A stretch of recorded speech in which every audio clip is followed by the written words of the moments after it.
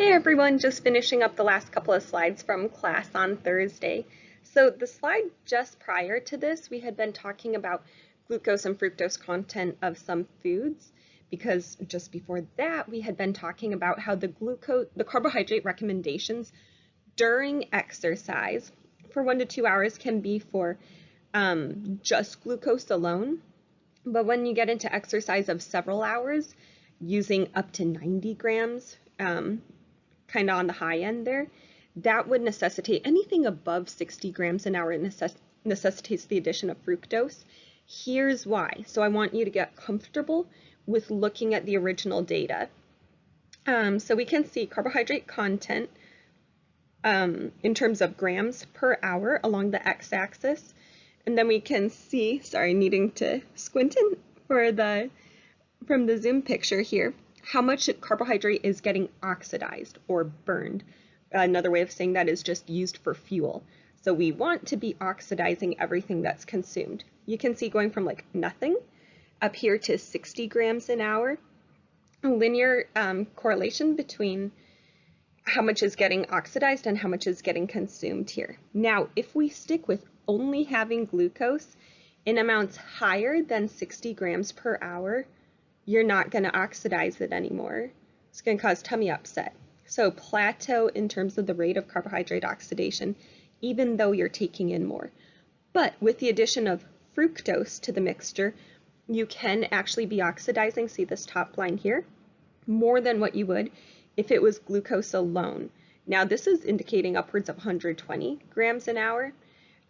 Real life, I'm not sure how many athletes can actually tolerate that. Like that would be extraordinarily high amounts to be taking in, but it does show that it's not quite that same one-to-one relationship between 0 to 60 grams, but you are still able to oxidize more than if it was glucose alone. Okay, so when I was saying not everyone can handle that high of a carbohydrate load, there are different ways that you can get yourself more accustomed to having a high carbohydrate intake during exercise. And if you're like, why would I want, sorry about the airplane, why would I even want to try to do that? Like, who tries to teach their body to eat more food? That doesn't seem reasonable. I would say the athlete who would benefit from this, honestly, probably not even any of our team sport athletes at Point Loma, but if you had someone training for an ultra race, like one of those all day long events, my husband's doing a half Ironman tomorrow, he could potentially benefit from this.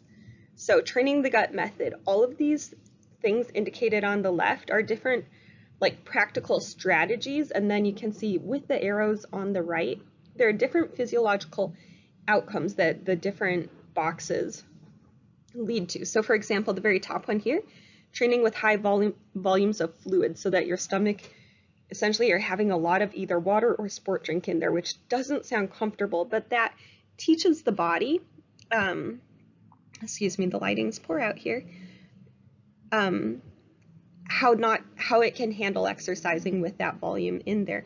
It promotes gastric emptying, so that's not something that we want for our general population. Like, we don't want our stomach to feel empty right after a meal. However, if you're an athlete who's burning hundreds of calories an hour and you're trying to keep up with that, you actually do want your stomach to be able to empty quickly. Another way of looking at this would be training immediately after eating. That again doesn't really sound fun, but it would have several different end effects here. So arrow going up here, reduced bloating and fullness. You get used to what that feels like. So even if the first time you try it, you're like, oh my goodness, I feel terrible. Over time, you do get more used to it. Increased gastric emptying again, and then increased capacity to be able to, the carbohydrate that you're eating, actually be absorbing what you're eating there, even if it's in a high amount. So this is not something that all of us need to try to do, but if you were working with an athlete who does have like a very, very long either workout or competition, and they are trying to get their body to be able to oxidize as much carbohydrate as possible at once, these are some strategies they could try in the moment there.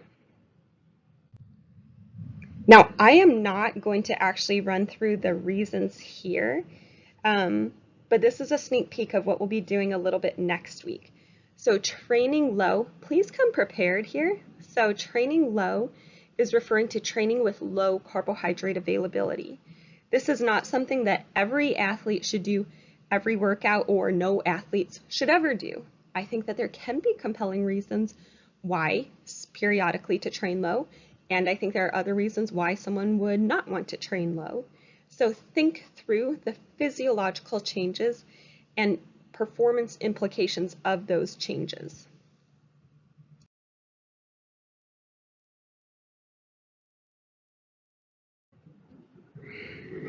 I was about to walk you through this slide here because there's a lot going on. I'm not sure if I fully want to do that or make us go through it together after that debate. I'll give you a little bit of a tip here ahead of time, though, how to be reading this. This is out of one of the best labs with respect to sport nutrition. So they were comparing elite race walkers. So these are like Olympic caliber athletes.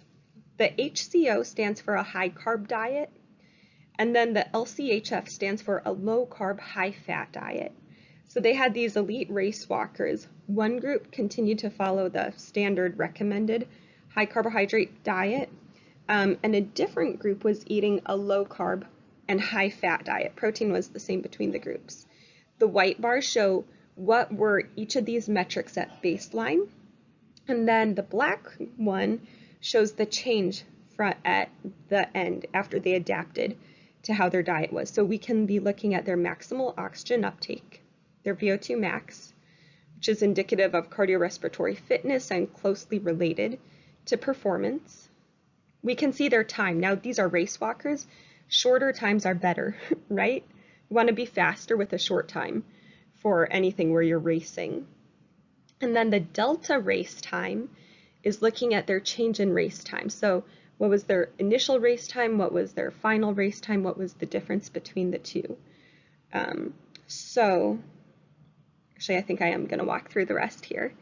Looking at the high carbohydrate group, each of these little symbols there is one individual person. And the dotted arrow to the other symbol above it shows that same person pre-test and then post-test, or the way they call it here, at baseline and at adaptation. There's no other asterisk above here, so some lines went up a teeny tiny bit, some went down a teeny tiny bit, but for the most part, there was no significant difference among the high carbohydrate group in their VO2 max before or after this dietary intervention. For the low carb, high fat diet, visually these bars look so similar to me, but when we're looking at the individual data points here, there's a little bit of difference. I guess that little bit of difference, statistically, when you run it through the program, did come out to be significant. If this was the only panel I was showing you, only panel A, you should tell me, oh, that looks good for the low carb group. Their VO2 max improved. The high carb group did not. It's worth noting that the VO2 max for both groups was very high. VO2 max of 60 plus is great. And that was a pretty small change. It is significant though, but that's not the only thing that was. Okay, somehow I cut myself off on the last slide. Rather than recording it, I just made a copy with the same slide. So here we go, finishing this up. The last two here, panel B and panel C, I think are more informative about what would be helpful for an athlete here. Because in a race, no one is going to ask you what your VO2 max is. All they care is what place did you come in? Did you win the race or not, right?